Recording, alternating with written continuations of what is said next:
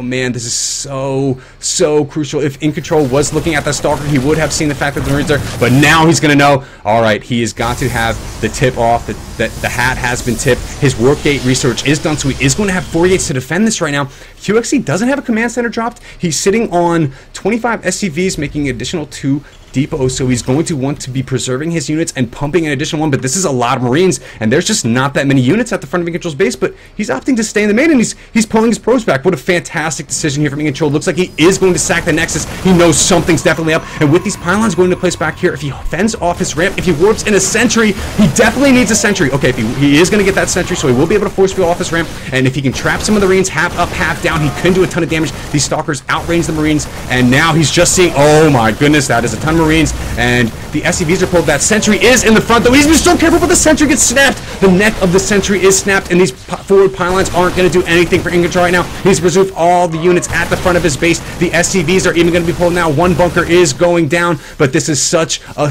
crucial little situation here, and coLqxc is following up with the command center. So even if he doesn't kill EGiNcontrol right now, he's still going to have the CC. He knows, okay, I'm on even footing with my opponent, but EGiNcontrol is warping in these zealots at the top. What is he going to do with them, though? We don't see any units for coLqxc at home, so this could be super effective. In fact, he's going to keep going with it. But he needs a sentry at home. If he doesn't have a force field up his ramp, he could be in so much trouble. Those Marines are not too healthy, though, and with this bunker now being focused down, one Stalker does fall. Can he get the repair off? Can he kill the Zealots? I don't know. This is such a delicate situation. Is he going to? Oh, you stop. Is he going to use Stop Micro on the ramp? He is pulling SCVs. They have not been targeted on the middle path, so they can't get down there. EGiNcontrol is deking up the front with the Stalkers. He is bunkered in, though, and all of those Zealots do die. He did drop it down additional pylons, but is this a waste for EGiNcontrol? Is everything just going to die?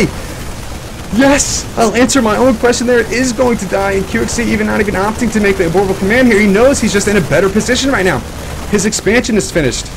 He's got more SCVs, he's got way more Marines, and he's just starting to mine gas, now sitting on 200 gas total. He could drop down a factory, he could drop down engineering base, he can do pretty much he wants. I would love to see a tech lab for something, but I don't know if it's even going to matter at this point. EGiNcontrol is pretty much all in now, losing Stalkers and Zealots. Everything's going to go down, and that warping isn't going to help him too much, but he is bringing additional Stalkers up to the front here. Unit counter station, 30 Marines. 30 Marines on the map. coLqxc has dropped down that tech lab, so we will see what he decides to pick off at that point in terms of the upgrades, and that's going to be so important. But all these Stalkers here, he needs to get back into the bunkers, or does he? He's just going to focus down Zealot. Zealot going down. 3 Zealots currently on. Another 4th going down. And if he moves forward, he should be able to target down these these Stalkers.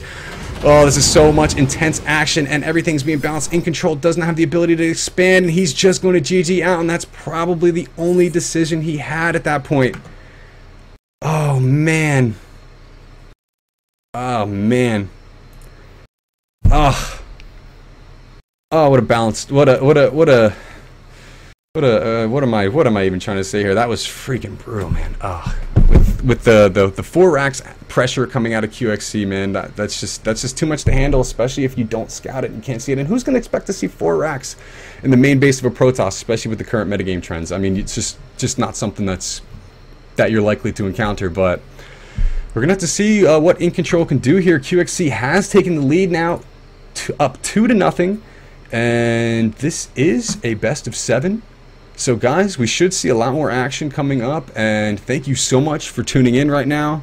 The fans are the reason why we do all of this. The fans are the reason why StarCraft 2 exists, and the fans are, I'm a fan, so I'm one of you guys. I've just begun casting in my career, so thank you so much for tuning in and supporting me, staying tuned. It's great to see people out here supporting community members in their endeavors. And speaking of communities, the gamersabyss.com community, which is one of our main sponsors for this show match, is a fantastic one. You should pop over to their forums. There's a ton of they're free forums. You basically just have to make an account, and with that account you can talk to a bunch of other really dedicated gamers. In fact, they have a competitive StarCraft 2 team that practices a lot. Shout out to Kadoku out there, who is one of Gamers Abyss ace players.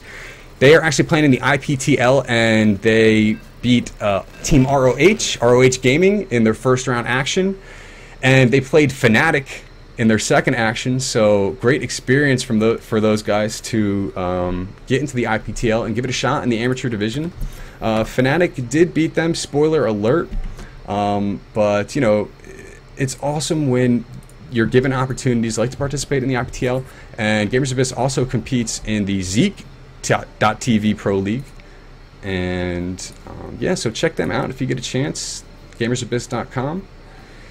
And this guy in the lower right hand corner of the screen, he's got his work cut out for him. From the team Evil Geniuses, the Protoss in the blue trunks, EGiNcontroL.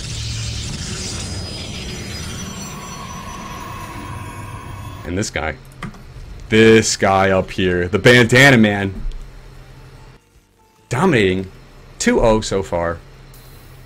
Sneaky build last time. We'll see what's got up his sleeve. From the team coLqxc, QXC. Alright. So we'll also talk about the other sponsor for the show match, SC2Links.com. And if you haven't been to SC2Links.com, what's wrong with you? SC2Links.com is a fantastic website if you're into watching VODs of not only the major tournaments in StarCraft 2, but also your favorite shows, including shows such as Stay the Game, Inside the Game, Live on 3, Chan Man V, Pro Corner, and Climb the Ladder, and Thor is lagging. Oh no, Thor. Oh no, Thor. Turn the stream off if you're watching it, Thor. It's okay. We got everything under control. Uh-oh. Thor. You're alright, man.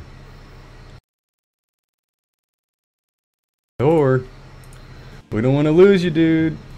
We don't want to lose you, dude.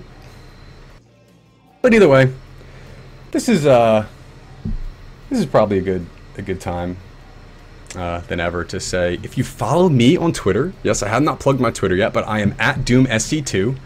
I have got a t-shirt. I have got a t-shirt signed by none other than EGiNcontroL. You'll see the SC2Links.com logo on the t-shirt, but hey, that's a bonus. Come on. But other than that, it is signed by EGiNcontroL, and if you follow me on Twitter, you will get a chance to win it. No, don't re.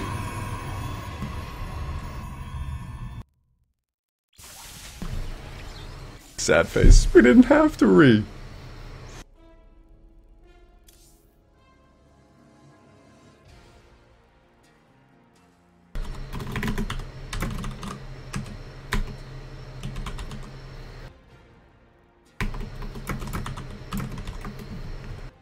Guys, I'm sorry.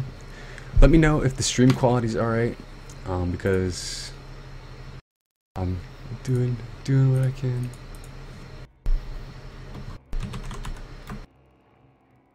We can remake. I thought Thor was streaming. Oh, and yes, I was a little disappointed that we did end that, but it's alright. I don't think either play will be affected by the positions in the match.